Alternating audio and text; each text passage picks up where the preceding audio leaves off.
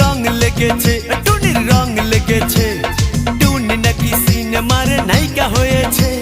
সেই ছবিতে নায়ক নাকি থাকবে সাকিব খান, ছবিটার নাম নাকি তুমি আমার জান। টুনির জ্বালায় এবার আমার যাবে রে প্রাণ, রং লেগেছে মনে রং লেগেছে, টুনি নাকি সিনেমার নায়িকা হয়েছে।